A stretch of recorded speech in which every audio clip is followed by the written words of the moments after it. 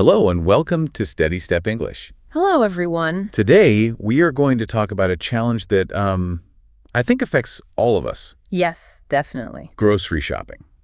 Specifically, how to handle the supermarket when prices just keep going up. It feels really stressful lately. I walk into the store and I just worry that I'm going to spend too much money. And that's a very common feeling. But what if I told you that with a good plan, you can actually eat better food and save money at the same time? Okay, I would love for that to be true. But let's start with the big question everyone has. Is healthy food always more expensive? That is the #1 myth. And, well, it's just not true. It feels true, though. A bag of chips is cheap, but fresh berries can be very expensive. Right, some specific items can be pricey, but the most basic, healthy foods in the world, they're actually very affordable. What kind of foods are we talking about? Things like fresh vegetables or even frozen ones. Also, beans, rice, oats. These are incredibly nutritious. The issue isn't really the price of healthy food. What is it then? It's how we think about value versus price. Okay, can you explain that a bit more? To me, a low price means good value. Well, let's take some instant noodles or a soda. The price is low, yes, but the nutritional value is almost zero. Right, it doesn't really fill you up for long. Exactly. It's filler, not fuel. Now, value is different. Value is about how long the food lasts, how many meals you can make with it. So something like potatoes or lentils? Perfect examples. Or eggs. They have high value because they are packed with nutrition and keep you full for hours. So we want to buy fuel. Not filler, I like that. So where do I start if I want to shop for this high-value food? Do I just go to the store and hope for the best? No, if you walk in without a plan, the store has already won. The most important step happens before you even leave your house. You mean meal planning?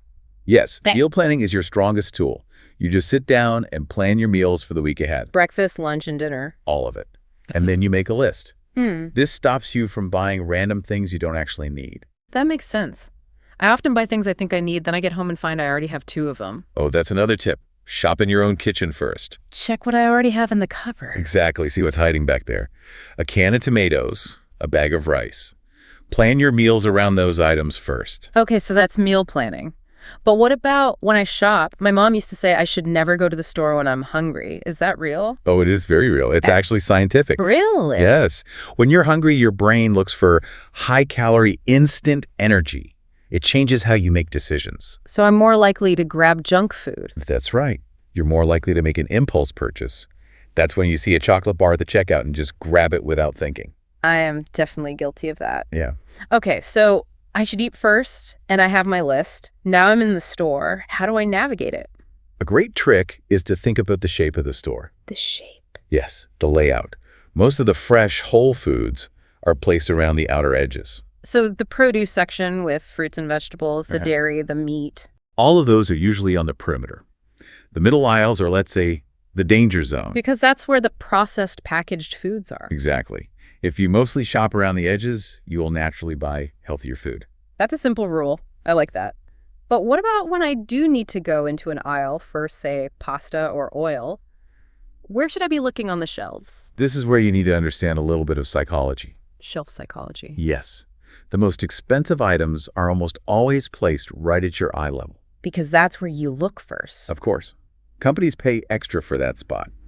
The secret is to look down. Down to the bottom shelf. That's where you'll often find the cheaper store brands or the generic brands. Ah, the generic brands. I always wonder about those. Is the quality really the same? The packaging is so plain. In most cases, yes, the quality is identical. A generic brand is just the store's own version. So it's the same food inside. Often it's made in the very same factory as the famous brand. When you buy the big name, you're paying for their advertising, for their logo. But with the generic brand, I'm just paying for the food. Precisely. For basic things like flour, sugar, or canned tomatoes, it's a perfect way to save money. Wow, that really puts it in perspective. Okay, what about the math? I see a small box and a giant box of the same cereal. How do I know which one is the better deal? You can't just guess. You need to look for something called the unit price. The unit price, where do I find that? It's on the price tag on the shelf, but it's usually very small.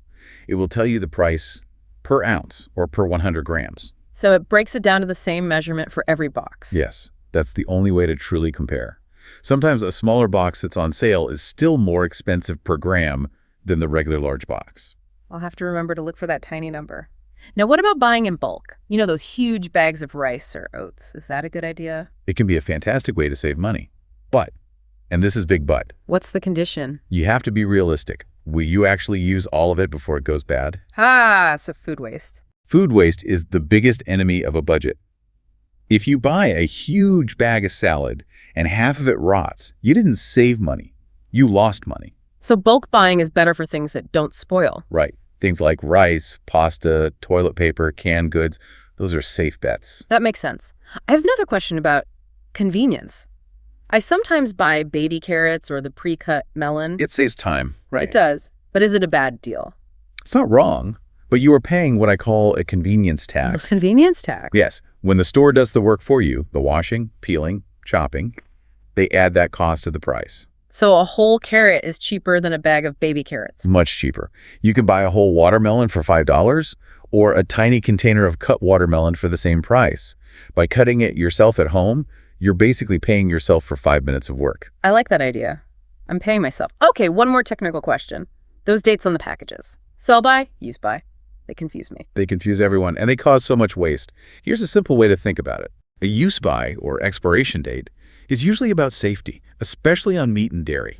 You should pay attention to that one. Okay, so that one is important. But Best Buy, that's just about quality.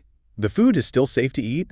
It just might not taste as perfect. So I should use my senses, smell it, look at it. Exactly. And here's a little trick for things like milk or yogurt. What's that? Reach to the very back of the shelf. Stores always put the products with the soonest expiration date at the front. The freshest ones are hiding in the back. That is a great tip. I'm definitely using that one. Okay, finally, let's talk about speaking. Sometimes I need help in the store, but I feel a little shy asking in English. Of course. Let's practice a few phrases. It's all about feeling prepared. Okay, what if I can't find something? Just find an employee and say, "Excuse me, where can I find the almond milk?" Excuse me, where can I find the almond milk? Got it. Simple and polite. What if I see a sale sign, but the item I want is gone? You can ask if there are more in the stockroom. You can say, "Excuse me, do you have any more of this in the back?" Do you have any more of this in the back? Okay. And what about at the meat counter? How do I ask for a discount on things that are near their expiration date? It's a smart question, not a cheap one. You can just ask politely, "Do you have any discounts on items close to the expiration date?" And they might have something with a special sticker on it. Often they do. It's a great time to stock up your freezer. Perfect.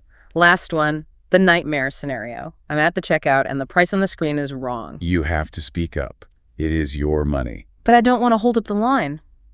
It's okay. Just stay calm and say, "Excuse me, I think this was on sale." Excuse me, I think this was on sale. The cashier will check. Never feel bad about asking for the correct price. This has been so helpful. I feel like I actually have a strategy now. I'm so glad. Before we get to our vocabulary, let's just quickly summarize that strategy. Okay, the battle plan. First, always meal plan before you go to the store. Right. Second, shop the perimeter of the store to find fresh whole foods. Avoid the middle aisles. Third, look at the bottom shelf for generic brands and always check the unit price. Not just the big price on the package. And finally, don't pay the convenience tax. Do the chopping yourself at home.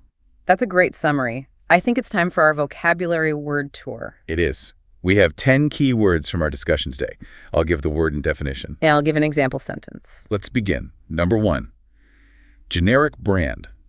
This is a product sold under the store's name, which is usually cheaper than famous brands. I bought the generic brand of flour because it was exactly the same quality as the expensive box. Number 2, bulk.